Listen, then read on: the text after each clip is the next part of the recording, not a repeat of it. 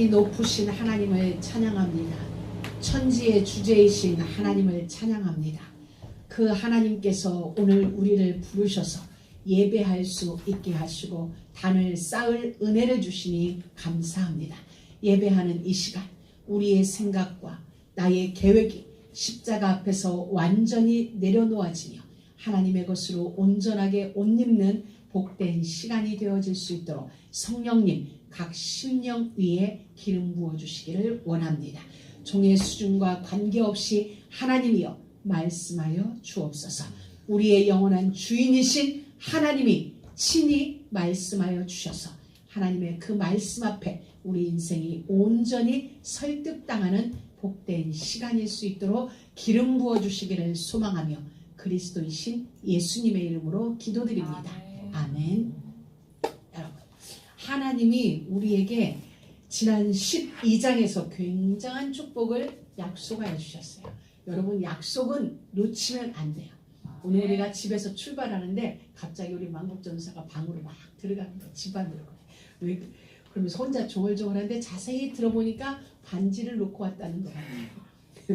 반지를 껴야 되는 거야. 왜? 그건 약속이기 때문에. 오늘 여러분 창세기 12장에서 우리에게 약속하신 하나님의 약속이 놓쳐진 게 있으면 얼른 손가락에 끼세요. 얼른 여러분의 팔목에 매시고 이마에 딱 붙이세요. 그 복이 무슨 복이냐? 근원적인 복이에요. 언약을 하셨어요. 내가 너를 축복할 것이다. 복의 근원이 되게 할 것이다. 네가 어디로 가든지 내가 너와 함께하며 너의 길을 형통하게 할 것이다. 그러므로 너를 축복하는 자는 축복하고 너를 저주하는 자는 저주할 것이다. 언약으로 우리에게 복을 주셨고 그것을 근원적인 복, 너는 복이 될지라. 더 이상의 복을 필요로 하지 않는 자, 복이 더 이상은 나에게 이유가 되지 않는 자. 왜? 이미 복을 소유했기 때문에, 내가 복이 되었기 때문에, 복을 가진 게 아니라 복이 되었기 때문에 더 이상의 복은 필요치 않는 근원적인 복을 하나님은 우리에게 약속하여 주셨어요. 내 후손으로 열방의 아비가 되어지는 대표적인 복을, 시대적인 복을, 기념비적인 복을, 불강력적인 복을 아무도 너를 능히 당할 자 없으리라. 그 복을 이미 약속해 주셨어요. 그 약속된 그 복을 가지고 우리는 길을 걸어가는 겁니다. 길이라고 하면 인생을 이야기합니다. 우리 인생을 경영하고 우리 인생을 설계하는 그 일을 어디에 바탕에서 하나님의 형상대로 지음받은 우리에게 임하여진 그 약속을 붙들고 우리는 경영하는 거예요. 여러분, 삶이 이렇게 있어요. 삶을 위대하게 사용하는 방법, 우리에게 주어진 인생을 가장 위대하게 사용하는 방법은 내 삶보다 더 길고 오래인 어떤 것에 투자하는 것이다. 어느 분이 그런 말을 했어요. 이해되죠? 우리의 삶은 유한해요. 근데 내 삶을 가장 유용하게 보람되게 쓰는 것은 내 삶보다 더 길게 존재하는 무한한 것에 유한한 내 인생을 던지는 것입니다. 그게 지혜롭게 내 삶을 성공시키는 방법이에요. 주님이 우리에게 말씀하셨어요. 너는 복이 될 것이다. 너는 복이다. 이 말은 여러분 누가 했는지가 정말 중요한 거예요. 내가 한 거라면 안 믿어도 돼. 근데 누가 했냐면 창조주 하나님이에요. 여러분 창조주 하나님이 어떤 하나님이에요? 창세기 1장에 혼돈과 공허와 흑암이 깊은 위에 있는 그곳에서 빛이 있으라 하심에 빛이 있었고 묻이 드러나라 하심에 묻이 드러난 그 하나님, 그때 드러난 묻은 아직까지도, 그때 있어진 빛은 오늘까지도 존재하는 거예요. 있으라 하면 있어진, 있겠습니다 말겠습니다 아니에요. 있으라 하면 있어질 수밖에 없는 전능자의 명령이 우리에게 임하기를 너는 복이 될지라, 복의 근원이 될지라. 우리의 선택사항이 아니라는 거예요. 천하에 누가 막고 막지 말고 그런 문제가 아니라는 거예요. 하나님에 의하여, 창조주에 의하여, 전능자에 의하여 이미 그렇게 되어버린 거예요. 그건 우리의 수준이 아니에요. 우리의 선택도 아니에요. 우리의 요구도 아니에요. 하나님이 그렇게 하셨어요. 이 믿음이 우리에게 점점 더 설득되어지면서 그 믿음에 내 뿌리를 내리는 거야. 여러분 진짜 그 자리에 있다면 그 자리에 진짜 있게 된다면 이삭을 드릴 수 있겠죠. 이삭을 드릴 수 있겠죠. 믿음이 좋다 안 좋다의 문제가 아니에요. 그 하나님이 명 앞에 진짜 내 인생의 뿌리가 내려질 수 있다면 이삭 드리는 것 좀 그냥 일상이 될 수 있는 그 일인가. 누군가에게는 그 일이 어마어마한 사건이고 누군가에게는 정말 믿음의 조상다운 행동이라 말할 수 있겠지만 하나님의 이 언약 앞에 하나님의 명 앞에 뿌리 내린 자의 인생이라면 일상이겠죠. 삶의 한 부분일 뿐인 거예요.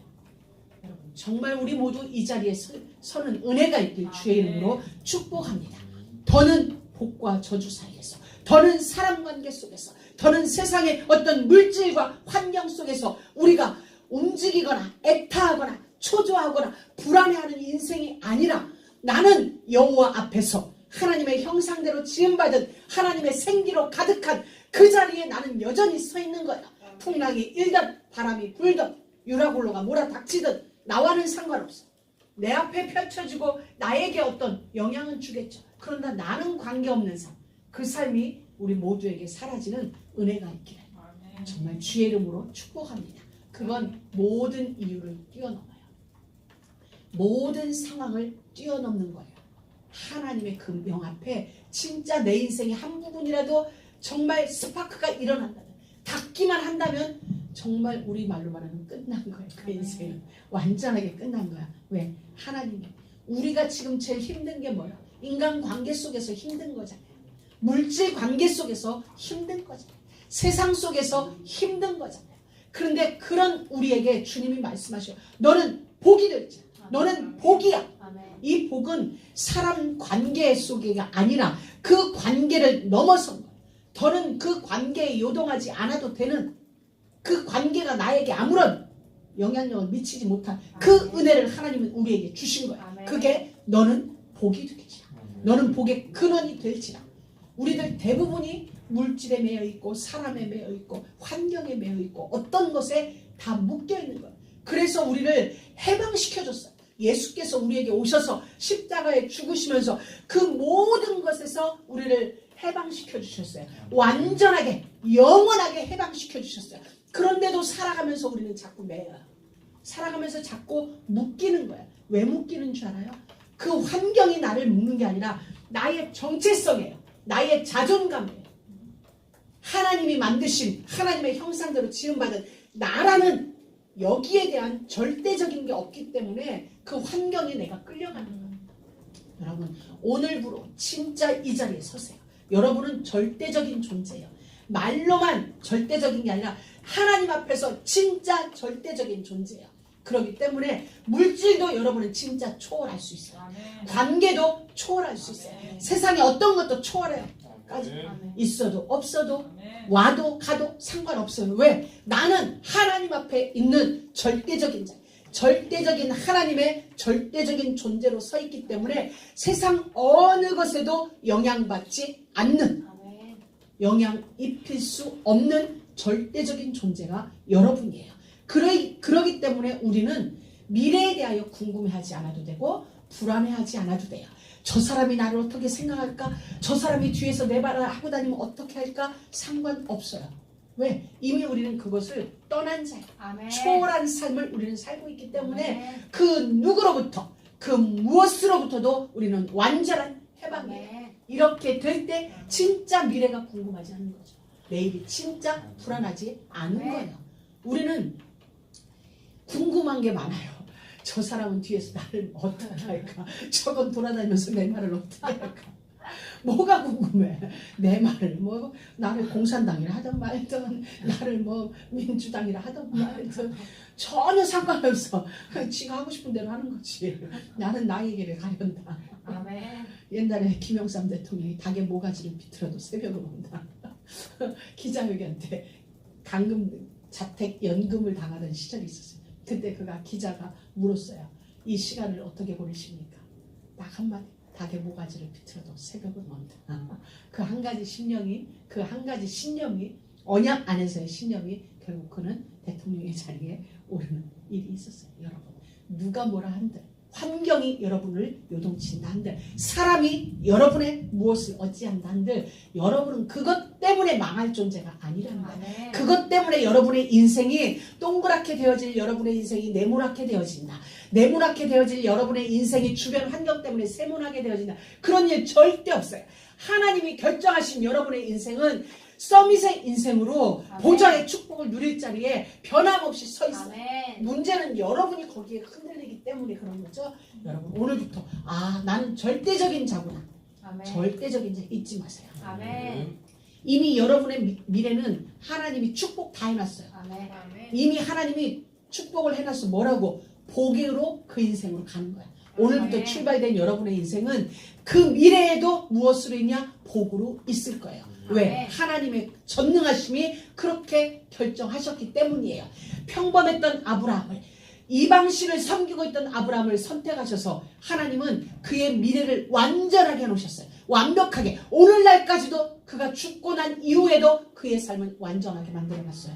우리의 삶을 하나님은 그림자로 보여준 거예요. 걱정하지 마. 살아서뿐만 아니라 죽어서도 완전해. 아멘. 그토록 하나님은 우리 삶을 설계해 놓으셨어요. 그러니 아멘. 어떠한 일에서도 요동하지 마세요. 그래서 예수님이 아까 미셔너리도 말씀하셨지만 예수님은 우리에게 이랬어요. 네 배에서 생수가 터져 넘쳐나리라. 밖에서부터 오는 복이 아니라 이제부터는 내 안에서 터져 나오는 생수예요. 내 안에서 복이 필요한 자가 아니라 이미 복이기 때문에 내 안에 있는 생수의 복이 터져서 이 복이 근원이 되어서 메마른 땅은 적시고 많은 심령들에게 흘려보내는 그 인생으로 하나님은 우리를 기름 부어 놓으셨어요. 아멘. 그러하니 여러분 어떠한 일에도 복을 필요로 하는 자가 아니라 이미 복인 인생. 그렇다. 나는 이제 복을 나누어 주는 거야. 내 배에서 나누어 주려니 내 안에 있는 이 복, 내 안에 있는 생수를 터트려야 되는 거야. 터트려야 거기서 물이 나오는 거야. 터트려야 복이 나오는 거야. 터트려야 그 씨앗이 터져야 거기서 생육의 역사가 일어나는 거야. 아멘. 정말 오늘부터 말씀이 여러분 안에 들어가서 터트려지는 역사가 아멘. 있기를 주의 이름으로 축복합니다. 그래서 우리는 평범하지 않아요. 평범한 인생을 살죠. 어떤 때는 마이너스적인 인생을 사는 것 같아요. 그러나 우리는 평범한 자가 아니라 비범한 자예요. 왜? 우리는 실패 속에서도 하나님은 응답을 준비하기 때문에 나는 실수하는 것 같은데 그것조차도 하나님은 응답이 되게 하시니까. 왜? 우리의 영역이 동서남북이기 때문에 전 세계가 우리의 영역으로 주셨기 때문에 하나님의 우리를 인도하시는 하나님의 걸음은 완전하세요. 여러분 롯은 중요한 일이에요. 롯은 살기 위하여서 정말 어쩌면 아브라함에게 경쟁의식이 있었는지도 모르겠어요. 아브라함보다 더 잘 살고 싶은 욕심이 있어서 그 땅을 선택했는지 어쨌든 롯은 눈을 들어서 발뒤꿈치를 들고 눈을 세밀하게 계산하고 또 계산해서 선택한 소돔과 고모라 그 땅. 그곳에서 롯이 마주한 건 전쟁이었어요. 내가 선택한 그 땅. 하나님의 동산 같고 에덴과도 애굽과도 같았던 그 땅에서 결국 내가 마주한 건 전쟁이라는 거였어요. 이 전쟁은 롯이 선택한 전쟁이 아니었어요. 롯과 상관없는 전쟁인데 이 전쟁은 롯의 삶의 직격탄으로 날라와 버린 거예요. 왜? 그 성에 사는 롯이 사로잡혀갔고 롯의 재물이 다 빼앗겨지는 결과를 얻어갔어요. 그럼 여러분 이 롯은 어찌하여 소돔성까지 들어가게 됐나? 처음에 아브라함과 헤어지면서 그는 소돔 근처까지 갔어요. 소돔성에 곧바로 들어간 게 아니라 소돔 근처까지. 그건 그의 신앙 양심이었을지도 몰라요. 어쩌면 왜? 그 성이 죄악으로 가득했던 게 롯에게도 보였으니까.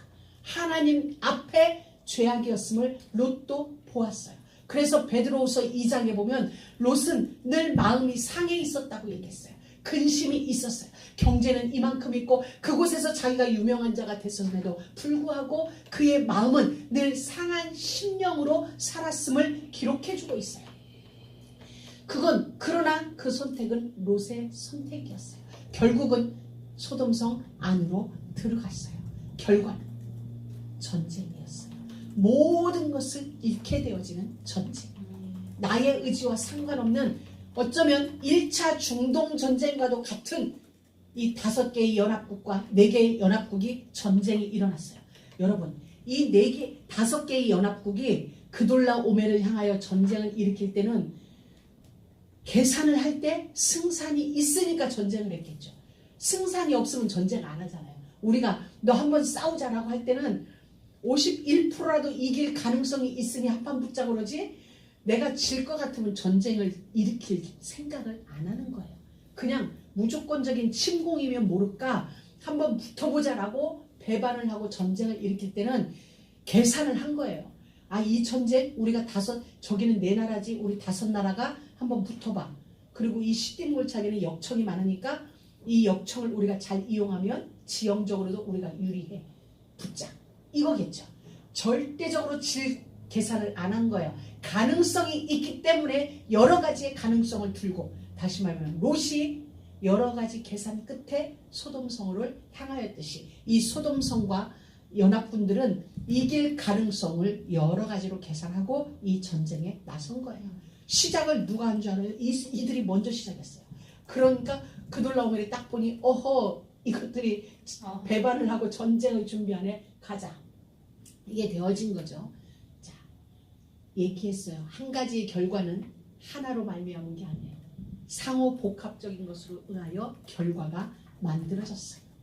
한 개일지라도, 전쟁이라는 한 가지 이유일지라도 그 안에는 수많은 원인들이 실타래처럼 뒤엉켜 있어요. 우리의 삶도 마찬가지. 드러난 결과는 하나인데 그 안을 들여다보면은 수많은 사연들이 얽혀져서 그 하나를 만들어낸 거예요. 그래서 우리는 보이는 것으로 판단을 해서는 안 되는 거예요. 그 보이는 것이 나오기까지는 보이지 않는 곳에서의 수많은 일들이 이루어져 있어요. 여러분 알죠? 오리가 호수위를 유유히 떠다녀요. 우리는 그 오리를 보고 아름답다고 얘기해요. 호수위를 유유히 떠다니 평화롭다라고 얘기하는데 그 평화 밑에 오리의 다리는 계속 움직여요. 수많은 오리의 물칼 귀질이 우리의 눈에는 평화로 보이죠. 유유히 호수위를 넘나드는 것 같지만 그 물 밑에 보면은 그 오리 다리는 쉬지 않아요. 끊임없이 움직여요. 우리 인생도 마찬가지예요. 늘 놓치지 말아야 될 것. 보이는 것은 보이지 않는 것으로 말미암는 것. 그래서 우리는 그 눈, 보이지 않는 곳에서 일하시며 보이지 않는 곳에서 움직이는 그걸 볼 수 있는 영안, 심한 이런 게 우리에게 열려져야 될 것입니다. 자, 롯은 사로잡혀 갔어요. 잘 살기 위하여 갔는데 그곳에서 모든 재물이 다 노력당했어요. 분명히 망할 것이라 생각 못했어요. 더 잘 살기 위하여서 더 안락한 삶, 평안한 삶, 애국과도 같은 그 삶에서 한번 폼나게 살아보고 싶어서 선택하여 간 그 땅에서 롯은 전쟁을 맞이하게 됐어요. 그리고 얻은 모든 재물을 다 노력당했어요. 여러분, 롯이 얻은 이 재물은 오랜 세월이에요. 갈대아우르를 떠나면서 하란에 머물어서 할아버지를 잃어버리면서 아버지를 잃어버리면서 이 가나안 땅까지 정말 산 넘고 물 건너 이 가나안까지 왔고 또 사촌형과 막 싸워가면서 이 일이 이루어진 거거든요. 조카니까 큰아버지, 삼촌이지. 이렇게 이루어져서 얻어낸 그 재물이 자기와 전혀 상관없이, 자기 의지와 상관없이, 선택과 상관없이 몽땅 다 잃어버린 거예요. 이때 만약에 우리 가운데 이런 일이 있다면 얼마나 허망하겠어요. 정말 얼마나 하루아침에 몽땅 다 잃은 거예요. 뿐만 아니라 나조차도 지금 전쟁의 포로가 돼서 붙잡혀 가는데 그러지 않겠어. 울려고 내가 왔던가 웃으려고 왔던가 노래가 절로나 그런 노래. 정말 내가 이러려고 이 먼 곳까지 와서 이렇게 사나. 차라리 갈다에 우리 있을걸. 차라리 삼촌과 헤어지지 말걸. 수많은 생각들이 아마 롯의 뇌리를 주마등처럼 스쳐갔을 거예요. 이 전쟁의 이유는 자기와는 상관없어요. 근데 자세히 보이지 않는 곳을 한번 들여다보자면 전쟁이라는 그 물밑을 들여다보자면 무엇겠어요? 하나님의 설득이죠. 롯을 향한 하나님의 설득. 하나님은 여러 차례 롯에게 설득하였을 거예요. 근데 그 설득이 롯에게는 먹히지 않은 거예요. 설득으로 받아들여지지 않았던 거죠. 이 소돔과 고모라 땅이 얼마나 우상이 심했고 소돔과 고모라가 멸망한 제1 원인이 동성애예요. 동성애가 그냥 일반화되어졌어요. 동성애가 일반화되어진 그 도성에서 사는 소돔과 고모라는 그 모든 죄악이 어쩌면 롯에게는 하나님의 설득이었을 거예요. 그 죄악이 보여지는 것, 그 마음에 늘 상한 심령이 되어지는 이 모든 게 하나님의 설득인데 그 설득에 롯은 대답하지 못한 거예요. 발악하지 못한 거예요.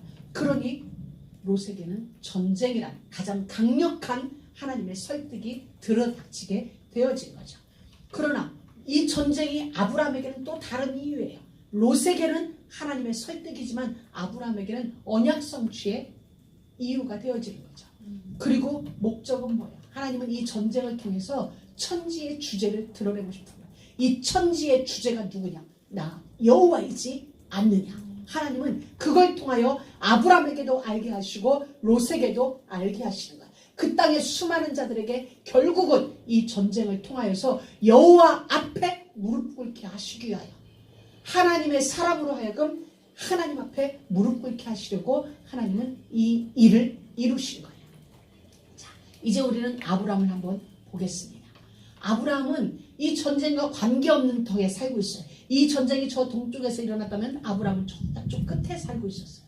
전혀 상관이 없었어요. 그런데 그 전쟁에서 피한 한 사람이 아브라함에게 쫓아온 거예요. 아브라함 뭐라고 했냐? 히브리 사람 아브라함이라고 했으니까 물 건너 왔다. 그러니까 이민 온 사람인 걸 알고 있는 거야. 온 동네가 다 알고 있어요. 온 나라가 다 주변 국가들도 아브라함이 이민자라는 거, 물 건너 저기 강 건너서 온 사람이라는 걸 알고 있는 거야. 그러니 전쟁에서 살아남아서 도망온 한 사람이 아브라함에게 와서 말하기를 소돔성이 전쟁이 일어났고 문제는 당신의 조카가 사로잡혀 갔습니다 라는 소식을 듣게 돼요. 롯의 소식을 듣고 난 이 아브라함의 행동이에요. 아브라함은 안 가도 돼요. 왜? 롯이 떠난 게 괘씸했거든. 떠난 것도 괘씸하고 좋은 땅 찾아 지가 먼저 나한테 한 번이라도 아니 삼촌이 먼저 하세요. 이런 예의 없이 그냥 지가 알아서 다다다닥 간 거 알았어. 잘 갔다. 에이 꽃이다. 잘 됐다. 이럴 수도 있어요. 근데 아브라함은 그러지 않았다는 거예요. 상식의 길을 선택한 게 아니고 믿음의 길을 선택했어요. 오늘 우리 같으면 우리를 배신하고 뭐 어찌고저찌고 하고 갔다면 그 일이 터졌으면 잘 됐다. 내 그럴 줄 알았어. 야, 안 됐지만 속은 좀 괜찮네. 우리는 체한 게 좀 내려가네. 우리 그럴 수도 있어. 근데 아브라함은 그러한 일반적인 상식이 아닌 믿음의 길을 선택했어요. 여러분, 믿음의 사람은 귀를 막고 눈을 막지 않는다는 거예요. 하나님이 이 소식을 나의 귀에 들려준 이유, 그건 거예요. 안 갈 수도 있어요. 안 갈 수도 있지만 하나님은 한 사람을 통해서 그 전쟁에서 다른 박질하여 피난 와서 그 소식을 나에게까지 전할 때는 여기에는 하나님의 이유가 있다. 이건 하나님의 설득이다. 여기에 귀가 열려지는 거죠. 아브라함은 롯의 행동, 롯의 괘씸함, 지난 날이 그것이 아니라 이 소리를 나에게 듣게 하신 하나님의 이유, 이건 하나님이 나에게 지금 무엇인가 설득하시는 것이다. 그 사람이 미워도 하나님의 이유에 귀와 눈을 열고 있었던 거죠. 아브라함. 여러분, 아브라함은 여기까지 성장을 한 거예요. 기근이 가난이 피해서 죽음이 두려워서 애굽으로 피난 갔던 그 야곱, 아브라함이 얼마만큼 믿음이 성장하는지 계속 성장하는 모습을 우리는 보여주는 거예요. 자, 이렇게 할 수 있었던 이유, 그 전쟁에 그래 이 소식을 듣게 하신 하나님의 이유 앞에 내가 출전하자. 전쟁에 나도 가담하자. 전혀 아브라함은 상관없는 전쟁. 아브라함이 거기 가지 않아도 롯은 원망하지 않아요. 왜? 여기는 연합군이고 아브라함은 일개 개인인데 오지 않아도 이해할 수 있어요. 그래 삼촌이 안 오는 거 이해해. 왜? 이건 아브라함 한 개인이 할 수 있는 문제가 아니거든요. 5나라 4나라가 연합하였고 10수년 동안 중동 지역을 다스리던 그런 자와의 전쟁인데 아브라함이 안 오는 걸 롯은 원망할 뭐가 안 되는 거예요. 지금 계제가. 그런데도 아브라함은 이 일을 선택해요. 전쟁을 선택하는 거예요. 그만큼 아브라함에게는 믿음이 생겼어요. 믿음이 생겨진 거예요. 나의 어떤 게 아니라 하나님이 이 소식을 내게 듣게 하실 때는 하나님이 하신다는 그 믿음이 아브라함에게 생긴 거예요. 기드온의 300년 용사처럼 32,000명이 모였는데 전쟁이 싫은 사람은 다 떠나라. 12,000명이 갔어요. 하나님은 그도 많대요. 물가에 가서 물을 먹여라. 그래서 출현한 게 300용사예요. 300명이면 충분하다. 왜? 이 전쟁은 너에게 달린 게 아니고 사람의 숫자에 달린 게 아니고 내가 싸우는 나의 전쟁이기 때문에 사람의 숫자와 관계없다. 그게 기드온에게 있었듯이 아브라함에게도 이제는 하나님을 믿는 믿음이 생겨난 거예요. 때로 우리 믿음의 길을 걸어가는 우리에게 원하는 대로 하지 말아야 할 일이 있고 원하지 않는데도 해야 될 일이 우리 앞에 있을 때가 있어요. 때로 나는 원하는데 나의 원함과 상관없이 하지 말아야 할 때도 있고 때로 나는 하기 싫어. 그럼에도 우리는 때로 해야 할 때가 우리에게 있어요. 여러분, 이 아브라함은 이 전쟁을 피할 수도 있어요. 그런데 아브라함은 뛰어들어요. 왜? 하나님의 명분을 위해서 뛰어들고 우리도 마찬가지. 하나님의 명분을 위하여서 언약의 명분을 위하여서 때로는 하기 싫은 일도 해야 할 때가 있고 하고 싶지만 때로는 복음 때문에 우리가 자제해야 되는 일들도 우리 앞에는 분명히 있어요. 왜? 복음에 유익되다면 나는 이 일을 하지 않겠어. 복음에 유익된다면 하기 싫어도 나는 이 일을 하겠어. 이렇게 우리는 하나님, 복음, 이 명분 때문에 일을 해야 되는 일이 있는데 오늘 아브라함이 그 선택을 한 거예요. 피하고 싶죠. 안 하고 싶죠. 그런데 이 일을 아브라함은 선택하는 거예요.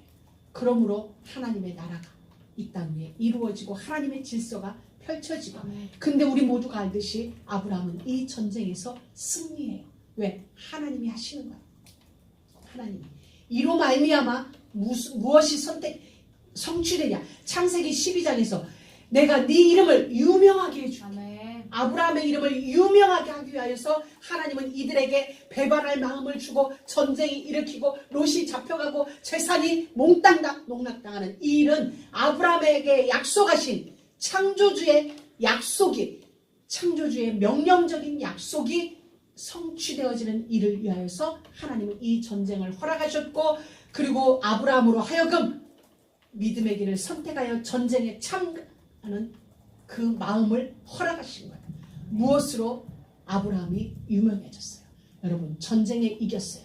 전쟁에 이기고 돌아오는 아브라함을 누가 마중했어요? 멜기세덱 그리고 소돔 왕이 마중 나갔어요. 오늘날도 마찬가지잖아요. 전쟁에 나갔다 돌아올 때 아프가니스탄 전쟁을 하고 돌아올 때 미국 공항에 대통령이 나가요. 나가서 그들을 영접해요.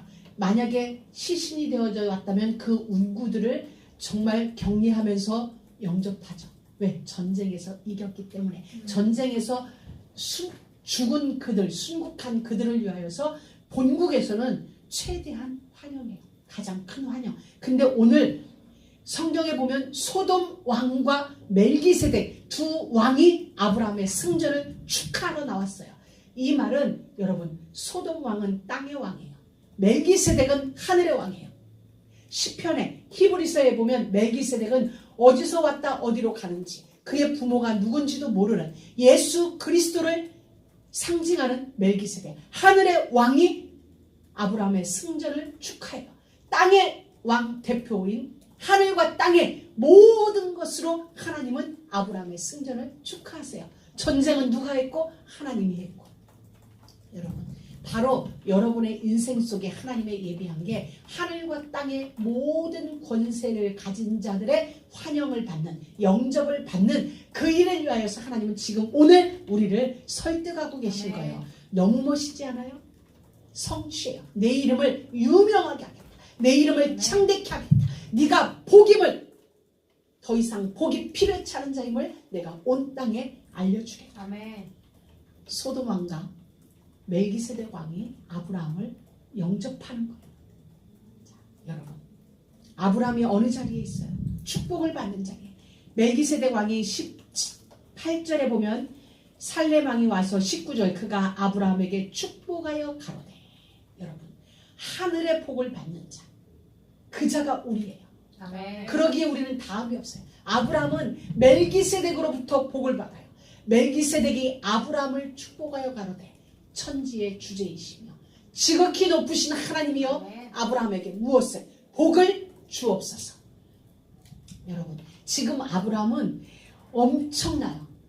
지금 이 소돔왕과 멜기세덱의 영접을 받는 아브라함의 사기는 하늘을 뚫고 있어요. 그렇죠? 전쟁에 이기고 왔으니 어깨에 힘이 빠졌겠어요? 아니에요. 이야, 우리 318명과 주변에 어리버리한 사람들과 함께 가서 그 연합군을 대파하고 잃어버렸던 모든 것을 다 빼앗아오는 아브라함은 의기양양하게 정말 아브라함의 사기가 하늘을 뚫을 만큼 강력한 그때에 멜기세덱 왕이 뭐라고 얘기했냐면 천지의 주제이신 지극히 높으신 하나님을 찬양하지라. 의기충천에 돌아오는 아브라함에게 찬물을 딱 끼얹는 것과 같은 상황이에요. 아브라함 어깨에 힘 주지만 아브라함 목에 힘 빼. 천지의 주제이신 너의 전쟁을 승리로 이끄시는 이는 하나님이시오. 아브라함을 다 잡아주는 거예요. 아브라함이 다른 길을 선택할 수 없도록 하나님이 그를 딱 붙잡는 거예요. 천지의 주제이시며 지극히 높으신 하나님이여 아브라함에게 복을 주옵소서.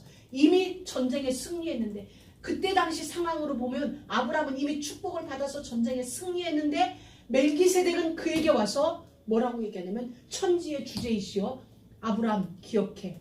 천지의 주제는 하나님이야. 전쟁에 승리한 네가 아니고 하나님이야.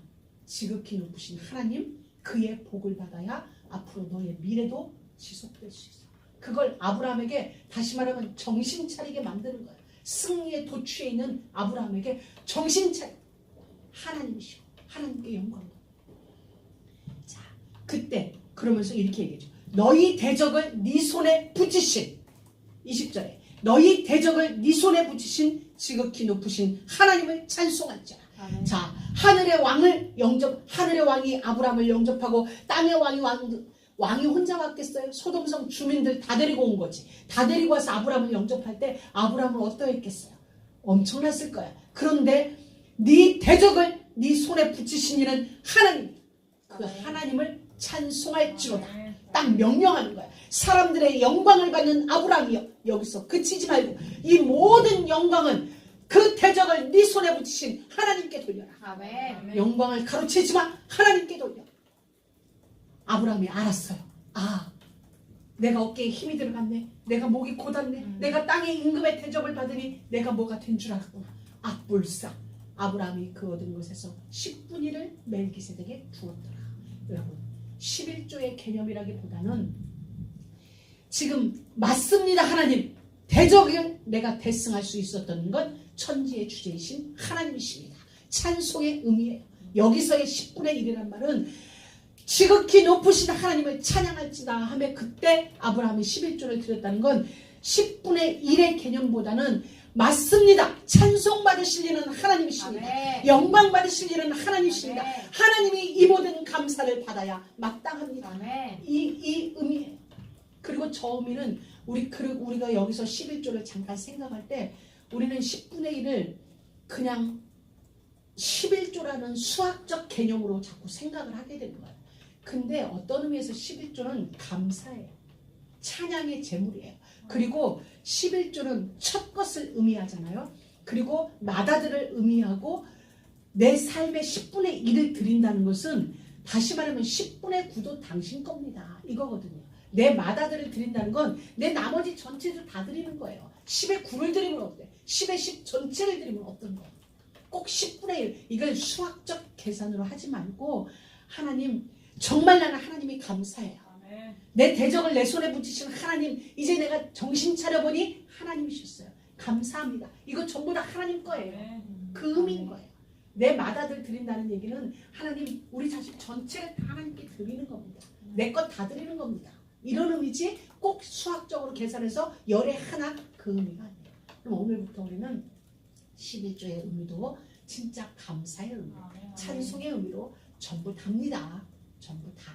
정말 여러분이 10의 1을 뗀다 할지라도 거기에는 아 그렇구나 내 손에 붙이신 것 그 재물을 내게 주신 이는 천지의 아멘. 주제이신 아멘. 하나님이십니다. 아멘. 그래서 내가 이것으로 하나님을 찬양합니다 라는 의미로. 그래서 아브라함은 어디에 있냐? 축복을 받는 자. 그 멜기세덱이 와서 지극히 높으신 하나님이여 아브라함에게 복을 주옵소서. 그리고 뭐라고 얘기했어요? 너희 대적을 네 손에 붙이시 네 삶에 이루어진 이 모든 일은 지극히 높으신 하나님으로 말미암았으니 그 만을 찬송할지라. 명령하는 거야. 얼마나 감사해요. 여러분, 명령은 아무에게나 명령하지 않아요. 명령을 받을 만한 상호 깊은 관계가 맺어졌기 때문에 명령이 내려오는 거죠. 아무에게나 명령하지 않아요. 그래서 왜 우리 학교 다닐 때 선생님이 심부름 시키면 되게 기뻐했죠. 왜 내가 뭐가 된 것 같아. 심부름 하면서도 되게 좋아하고 행복해하고 우쭈우쭈해요. 왜? 아무나가 아니거든요. 오늘도 지금 천지의 주제이신 멜기세덱이 아브라함에게 하나님만을 찬송해. 그 대적을 네 손에 붙이시는 하나님이시니 하나님을 찬송할지로다 라고 명령을 하는 건 그만큼 이제 아브라함과 하나님과의 관계에서 다른 특별함이 만들어졌기 때문에 여러분, 오늘 이 말씀을 여러분이 듣는다. 여러분은 하나님과 지금 특별한 어떤 관계가 형성되어졌기 때문에 이 메시지를 듣는 거지 아무나 듣는 게 아니라니까. 어느 곳에서도 마찬가지야. 하나님이 원하시는 하나님과의 그 관계가 지금 만들어져 가고 있기 때문에 지금 이 말씀이 드려지는 거야. 하나님은 이 말씀을 창세기 11장 후반부에서 주지 않고 12장 초반부에서 주지 않았어요. 딱 요때 주신 거예요. 아브라함이 요만큼 자라온 까닭에 이 말씀이 떨어진 거야. 그럼 오늘 우리도 마찬가지예요. 우리가 지금 창세기를 순차적으로 나가니까 이 말이 오늘 우리에게 온 것 같죠? 아니에요. 창세기를 순차적으로 우리에게 하신 이가 누구나 지극히 높으신 하나님. 바로 그거예요. 그러기 때문에 우리는 천지의 주제이신 그 하나님 앞에 찬양하며 감사하며 예물도 드리는 거예요. 하나님이십니다. 여러분, 우리를 부르시고 우리를 설득하신 이는 하나님. 그 하나님 앞에 여러분의 생각과 마음과 모든 것을 집중하시기 바랍니다. 집중이라는 게 뭐예요? 나의 중심을 어디에 두고 있느냐는 거잖아요. 집중이라는 거. 내 중심을 그곳에 두고 있는 거예요. 집중이는 뭐예요? 나는 무엇을 향하여 서 있냐는 거. 내가 무엇을 바라보냐는 거. 우리 지난 금요일 날 집으로 가는데 우리가 평소 같으면 10번으로 가다가 605를 타고 210을 타요. 근데 이제 그때는 어떤 공사 현장이 있어서 우리가 더 가서 10번을 타고 더 많이 가서 57번을 탔어요. 57번 놀스를 타고 210을 타는데 저는 57번 길이 낯설어요. 잘 안 가니까. 깜깜한데 길이 이렇게 가는 거예요. 그래서 제가 우리 만국정사한테 그랬어요. 괜찮아? 길이 익숙하지 않은 낯선 길을 밤중에 가니까. 했더니 자기는 괜찮대. 자주 이렇게 그 길을 타니까. 근데 나한테는 그 길이 605보다 익숙하지 않으니까 이렇게 낯선 거예요. 그리고 왜 낯선 길을 밤에 갈 때는 더 조심하게 되잖아요. 그리고 이제 그 이야기를 하고 집으로 와서 이렇게 자려고 누웠다가 그 생각이 나는 거예요. 오래전에 제가 봤던 영화가 레이싱에 관한 영화가 있었어요. 레이싱. 미국 영화인데 근데 거기에서 그 주인공이 그런 얘기를 했었어요. 레이싱 하면 차 속도가 엄청나잖아요. 그럼 그들은 과연 뭘 볼까 그랬더니 그가 그 와이프한테 저는 그 말이 그때 되게 감동적이었는데 이런 말을 했거든요. 내 시선을 차가 따라오는 것이다. 내가 무엇을 보고 있느냐에 따라서 차는 나의 시선을 따라온다. 그 와이프가 물은 거예요. 그 빠른 어마어마한 속도를 내면서 어떻게 달려? 어떻게 할 수 있어? 나 같으면 못해. 막 이제 그런 와중에서 시선을 차가 따라오게 되어진다. 그래서 내 시선이 벽에 있으면 나는 벽에 부딪힐 것 같아. 그러니까 내 시선이 벽에 있으면 언젠가 내 차는 그 벽에 부딪힌다. 근데 그 밤에 57번 길을 가면서 그 대사가 이제 누워서 이렇게 생각하는데 그 대사가 떠오르는 거야. 그렇구나. 차는 내가 차를 타고 있지만 차는 나의 시선을 따라오게 돼 있구나. 나의 시선을 쫓아 차가 움직여지는 거구나. 그렇다면 나의 시선은 언제나 길 위에 있어야 된다는 거야. 길 대신 그리스도 예수 안에. 길 대신 그리스도 위에 나의 시선이 머물러 있어야 되는 거야. 이게 집중이라는 거야. 우리가 우리의 모든 삶이 그리스도께 포커스가 맞춰져 있기를 주의 이름으로 축복합니다. 우리는 이미 복이 됐기 때문에 무엇이 필요치 않은 이미 이미 소유하고 있는 하늘과 땅의 모든 권세를 가지신 그리스도와 함께하는 우리입니다. 멋진 삶이 오늘부터 여러분 모두에게 새롭게 시작되어지는 은혜가 있기를 주의 이름으로 축복합니다. 하나님 감사합니다. 오늘도 우리에게 말씀으로 찾아와 주시고 말씀으로 우리를 설득하여 주시니 정말 감사합니다. 하나님 모든 상황 속에 믿음을 선택하게 하시고 언제나 우리의 삶이 그리스도이신 예수 안에서 예수 위에서 예수님의 것으로 채워지는 그 삶을 살아갈 수 있도록 은혜를 베풀어 주옵소서. 예수 그리스도의 이름으로 기도드립니다. 아멘.